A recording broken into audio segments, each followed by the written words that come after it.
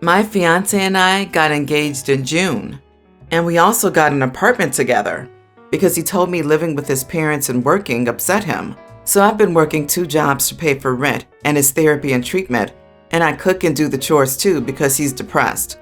But the problem is, sometimes he tells me he doesn't love me and changes his mind about marrying me. Then a few days later, he says he didn't mean it, and it was his depression making him say that. So when I try to explain that it's hurtful when he says he doesn't love me and doesn't feel anything for me, he doesn't think it's a big deal. But it is taking an emotional toll and is affecting my performance at work. And I'm scared I'll lose one of my jobs and be unable to pay for anything. I'm strongly considering requesting my fiance to move back in with his parents for now, and me to move to a place with roommates to take the burden off. I would still pay for his treatment. Would I be terrible if I did this, given he is unhappy with his parents? The thing is, how do I know it's not my fault for being a witch? He often says I'm a witch or nasty if I don't buy him stuff, but we don't have much to spend on luxuries, and overall being a bad partner. He also says I'm stupid because I don't follow the news, and I guess that's my fault. And overall, he says that I'm old and unattractive. I am 5 years older than him. So my point is, I feel like I'm the one making him not love me. So, am I the idiot if I move him out to his parents? Not the idiot. I'm a person with severe clinical depression here. His behavior is cruel, inexcusable, and vile. Depression is never an excuse for cruelty. Forget telling him to move out, leave him. He is not your financial responsibility. He needs tough love and to do these things for himself because he wants to for himself. Yup, this.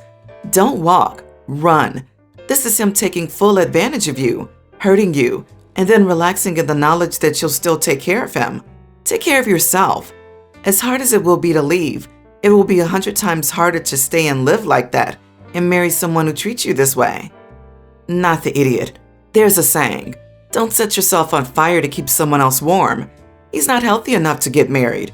He needs to work on that. You are overwhelmed and burning out. You're going to end up with poor mental health too, from carrying the entire burden 24/7. He should at least try to cook and clean, even if it's inconsistent due to depression. Not the idiot. I may get downvoted for this, but run, run, run, and do not look back. He is at best depressed, and at worst, just an idiot using you. You're working 2 jobs, get emotionally hurt, and for what? Don't work yourself to the bone to support him. Seriously, you are only engaged. Run. Think of how you feel now, and imagine how magnified that will be in 30 years. And if he is just an idiot, that is going to get worse. You have no permanent ties, no kids, no marriage, no mortgage. Run, run, run, OP. The second option. This does not read like a depressed person's actions. I'm sorry, as I know he very well could be depressed, and I'm trying to give this guy the benefit of the doubt. He is just a user. Don't just kick him out. Just leave. Don't just leave. Run away. Please don't pay for treatment. Never see him again. Everything you're explaining is a waste of your time, money, and emotions. You will be the idiot if you stay OP. So stop worrying about your boyfriend's depression and start worrying about yourself. My brother and his wife had their first baby 7 months ago. My mother, who lives with me, recently started watching the baby instead of placing it in daycare. So the baby is at my house all week. It's been a month, and my mom says that the baby barely sleeps, will cry and show signs of tiredness, but only naps for half an hour at the most. My brother and sister-in-law have also told us that the baby still wakes up almost every 1 to 2 hours throughout the night like a newborn, and it's extremely exhausting. They've tried plenty of different things, but nothing has improved much. The baby only drinks breast milk.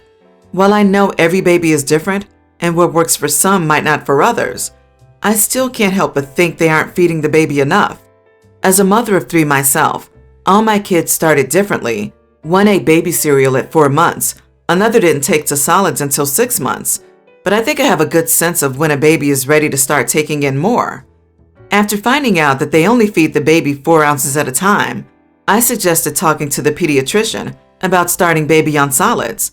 They said the doctor already gave them the go-ahead, but my brother and sister-in-law didn't think the baby was ready yet. So I said I think upping his ounces in milk will probably help baby sleep better, fuller, longer stretches. They brushed me off. Then last Friday, my mom watched the baby and decided to give the baby a smashed up banana, which the baby loved. My sister-in-law was angry, and obviously I can see why. It wasn't my mother's call to make for numerous reasons, but my mom wouldn't back down, saying they were starving her grandchild. So they called me and basically demanded I get in the middle and make my mom apologize to them, or she wouldn't see the baby anymore. I told them I think she should apologize for not getting their permission, but I don't think that my mother is wrong for her reasoning. They ought to hear other parents out because they aren't feeding their child enough, and maybe because they're new parents. They called me some choice words and said they don't feel comfortable leaving their child at my house anymore until we apologize. I said I wouldn't give their baby anything they didn't want me to, but I will not apologize for voicing my opinion. Am I the idiot for not just apologizing and keeping my thoughts to myself? So now my mother and I might not get to see the baby for the foreseeable future. Not the idiot, and please call CPS on them. Failure to thrive is more common than people think. I'm not saying they deserve to lose their baby, but they need a slap in the face. Babies can deteriorate very quickly. I knew a woman who did not produce milk, but refused to formula feed and was threatened with removal multiple times until she finally realized her baby was starving. He's a teen now and seems okay, but still. This is ridiculous. There are other steps you should take before calling CPS. You can't go back from that. Do you want a file created for your family to potentially lose their child when you could call their pediatrician and, I don't know, talk to them? So far, it doesn't sound like the family has had any actual sit-down conversation, and the only words they've shared have been overly emotional, which means no one got their point across clearly. What? My baby is 9 weeks old and on 5 ounces, so a 7-month-old should be at least 7. OP, you are not the idiot for what you said, but you are the idiot if you continue to let them starve this poor child without doing anything about it, like reporting it. Normally I'd side with the parents, but in this one, I'm going Team Grandma all the way. You are the idiot because you accused them of starving their baby, which you had no reason to. Your mother is the idiot for feeding the baby solid food against the parents' wishes, which is horrible in itself, but also fed the baby banana of all things, mainly sugar. It has no nutritious value and is sweet. So if she wanted to prove anything, all she did prove was that the baby likes sweet things. This is the banana fiasco, just all around wrong. Also, you were feeding your baby cereal at 4 months, so clearly you have very limited knowledge about baby feeding. I'll try to keep this short. I'm 22 years old and have extensive trauma that does not allow me to have my back turned to anyone in a public area. If so, I start shaking, crying, and having full-blown panic attacks. I would also like to add that I have a service dog. Well, on the particular bus I take, the disabled seating is perfect because it's in the back and facing everyone. On this day, the bus was pretty crowded, so all the seats were taken. I could feel myself getting pretty anxious already, so I approached a man in a disabled seat who didn't look visibly disabled. I asked him if I could have the seat, as I could feel my anxiety getting worse. He said I didn't look disabled and explained that he has a really bad knee and another medical condition that I can't exactly name, but it didn't allow him to stand for long periods. He pulled out a cane that I hadn't seen previously before. I pointed to my service dog, telling him that although I don't have a physical disability, I was very much considered disabled. I told him that the ride was only about 5 minutes long, and I would appreciate it if I could just sit in the meantime so I wouldn't have a panic attack and disturb the other passengers. He shook his head, saying he needed the seat more, regardless, and that I was just a big baby. The woman next to me chimed in to say since I could stand, I would be fine, and asking him was rude of me. I hadn't meant to be rude, but ultimately, I did end up having an attack because of the stress of the situation. It was embarrassing, as people were staring. Before I got off, I explained to the man that the disabled seating was for people of all disabilities, and I wished he had just been kind enough to let me have a seat for a few minutes. As I think about it though, I'm not entirely sure I was right in this situation. Am I the idiot? You are the idiot, not for asking him for a seat, but for pitting your disability against his and blaming him for your panic attack. You are both disabled. Standing up in the crowded bus would have been hard on each of you, but for different reasons. So you were each entitled to the seat, but he got there first. Disabled persons already took the disabled seating, so your option was to suffer the 5 minutes of your ride or get off and wait for the next bus. You, and not this man, are responsible for what happened due to your choice to stay on. You are the idiot. You tried to have a disability competition with a man who, A, was there first, B, could not stand. Also, you pointing out that he didn't look disabled is hypocritical because you seem mad people said that to you. It is also hypocritical to say to the man, it's only 5 minutes long, for him to stand when that only 5 minutes was too long for you. Going to be a bit blunt here, but if your anxiety gets so bad to the point where you can't have your back to an open space in public, then you probably should plan for how to cope with this on public transport. Just hoping for the best and prioritizing your situation over someone with an apparent disability is a terrible way to go about this. I'm going to heavily disagree with everyone here and say no idiots here. There's nothing wrong with simply asking for the seat. And when he said no, you didn't seem to egg him on too much. The only idiot is the lady that couldn't mind her own business. Unfortunately, many people still don't understand that not all disabilities are visible and aren't necessarily physical either. I'm sorry you ran into that situation. I hope people become more understanding of your experiences soon.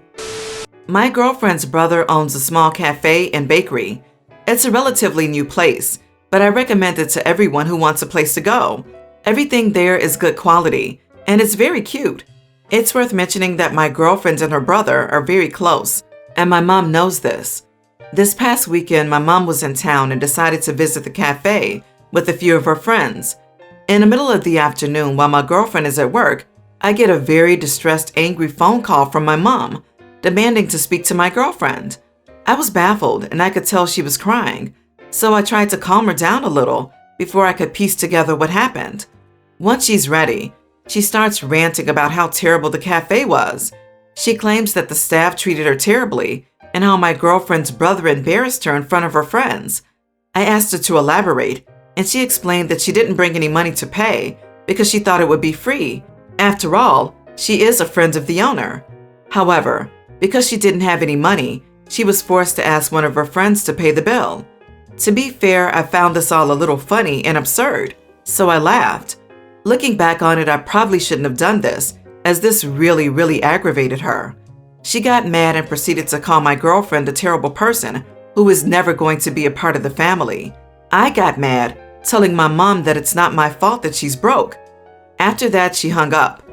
I thought it was fine, but then I found out that my mom left a pretty bad review on the cafe's website, harassed the cafe, and left my girlfriend a string of badly written text messages. I feel bad because I don't want my girlfriend or brother to suffer because of my actions. Not the idiot, but you really should have a talk with your mother about how trash her behavior was, considering no one has ever said she would get a free ride there. Also, I would apologize to your girlfriend and her brother about your mother's behavior and work on getting her to apologize and take the review down. Yeah, this isn't even about the mother being broke, it's about her being entitled. Not the idiot, OP, but I agree. You might want to clarify this isn't about whether she could pay. It's about her assuming she had to, based on basically nothing, and then getting shirty because it made her look bad, when perfectly reasonably, she didn't get a free meal for multiple people. Not the idiot who would show up to a cafe and expect that they're entitled to free food because they have a connection to the owner without even speaking to someone beforehand. Wouldn't, if anything, you want to support the new small business of a family friend? While you maybe should not have laughed, your mother is undoubtedly the idiot here. That said, you should do your best to communicate with her and try to undo the damage she's trying to cause to your relationship and the business. OP, I suggest you tell your mother to take the false review down, or you will write a response explaining the exact situation as you did here, noting she is not even related to the owner. She was never told she would get free food and went into the establishment demanding and assuming because she's the owner's sister's boyfriend's mom. She felt she could show off and demand food for free from a small business and was upset when she found out otherwise. If she wants to sabotage a business publicly, then she can have the story set straight publicly. My husband, Rod, 52, is legally blind. He is not completely blind, but close. It's not a genetic issue, but a brain injury that happened when he was a baby. Rod is completely independent, but needs a little help for reading small letters, cooking, typing on a computer, etc. Rod, in my opinion, is a great father and husband.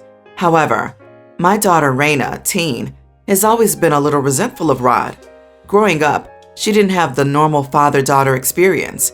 Raina has always been into sports, but because of Rod's incapacity to engage in a physical activity involving coordination, they could never bond over that, and Raina never forgave Rod for it. My husband feels incredibly guilty about this. Raina is going through her angsty teenager phase. She's been acting out, is rude to everyone, especially my husband. Raina likes upsetting Rod, and he never defends himself, so he's the perfect victim. We were going out on our first family outing since the global panini started. To go out, Rod uses these big chunky glasses that make his eyes look huge, almost like a caricature. My husband is super insecure about his appearance when he uses them, and our family knows it. So my daughter came downstairs, and with the most offended tone of voice, she says, "Oh my God, Dad, are you trying to embarrass me? Your eyes look horrendous with those glasses on." I was angry. I canceled the outing and told her to go to her room and not come out until dinner time. Raina is big into her appearance. She wears colored graduated contacts because, ironically, she needs to wear glasses, but she hates to wear them. She isn't uncomfortable wearing them or gets any headaches. She just doesn't like how she looks with her glasses on. So as a punishment, Raina will not be allowed to wear contacts for a month. I told Raina about her punishment, and she was tremendously mad at me. She has a party in a week, and since the punishment is for a month, Raina will attend the party with her glasses on. She's also returning back to in-person classes, so she will attend school wearing glasses. She says that she will apologize to Rod and never disrespect him again, but I don't believe her. Rod chimed in and said that maybe the punishment is way too harsh, but I don't think so. Raina then called me names and locked herself in her bedroom. Rod says that I'm being too hard on Raina and bordering idiot territory, which is why I'm here. Not the idiot. This seems like a proportionate reaction to me. She intentionally made a hurtful comment about someone's appearance. As punishment, she's not permitted to use something that enhances her appearance to herself, but she will still be able to function normally without. I totally agree with this, but want to emphasize that she's just not making fun of his appearance. She's making fun of his disability, which adds significantly to the cruelty and shouldn't be overlooked. To me, it's no different than making fun of someone's wheelchair or prosthetic limbs. Not only is it bullying, but it's flat out ableist and needs to be nipped in the bud. I'm reading here that Raina is very insecure about how her eyes look and uses colored contacts to help cope with that.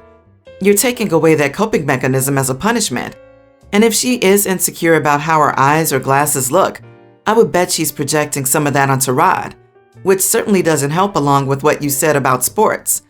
I'm not sure if this is idiot territory, but I think this punishment is not helpful for the situation or Raina's relationship with Rod. No idiots here, but I think you should think about if Raina is really big on her appearance or if something else is going on there. OP writes this, making it seem like her husband is another child and not a full and equal partner and parent. I doubt the daughter's resentment stems from her dad not physically playing sports with her, but rather that he doesn't provide the support, boundaries, and stability of a parent. What about being blind makes the dad here incapable of disciplining his child and reacting appropriately when she lashes out specifically at him? OP makes it sound like his insecurities and anxiety prevent him from parenting at all on an emotional level.